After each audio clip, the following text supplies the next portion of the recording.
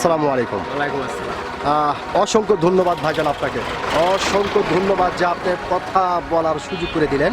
আলহামদুলিল্লাহ। তো ভাইজান সর্বপ্রথমে জানতে চাচ্ছি আপনি কেমন আছেন? আমি আলহামদুলিল্লাহ ভালো আছি, আল্লাহর রহমতে আপনি ভালো আছেন। যাক, ভালো আছি। আল্লাহ পাক আপনাকে ভালো রেখেছে। তো ভাইজান আপনার নামটা জানতে পারি?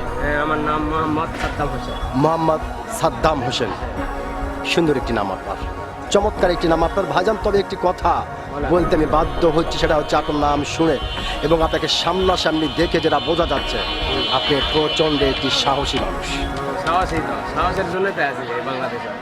সত্যি ভাইজান, আপনার যে একজন প্রচণ্ড একটি সাহসী মানুষ সেটা কিন্তু আপনাকে দেখেই বোঝা যাচ্ছে।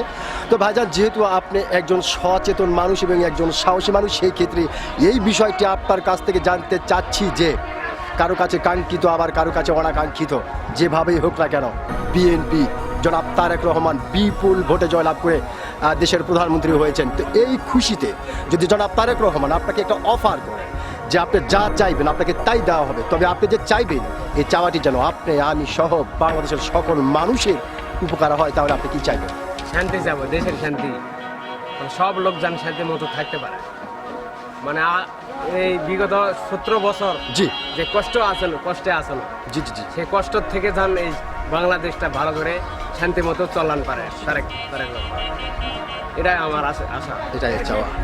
হ্যাঁ, অসংখ্য ধন্যবাদ ভাইজান আপনাকে, অসংখ্য ধন্যবাদ। আপনি যে সত্যি একজন সাহসী মানুষ, আপনি কিন্তু আপনার সাহসিকতার পরিচয় দিয়েছেন।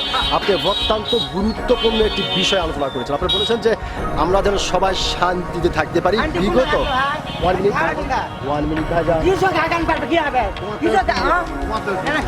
যেহেতু উনি মাঝখানে একটা ডিস্টার্ব দিয়ে দিল, এমন ভাববেন না ভাই। ভাইজান, যাই হোক, আপনি যে বিষয়টি জনাব তারেক রহমানের কাছ থেকে চেয়ে নিচ্ছেন সেটা হচ্ছে যে দেশের সমস্ত মানুষ যেন নিরাপদে এবং শান্তিতে থাকতে পারি এবং বিগত সেই 17 বছরের মতো যেন কষ্টে না কষ্টে না থাকি। ধন্যবাদ সত্যি ভাইজান।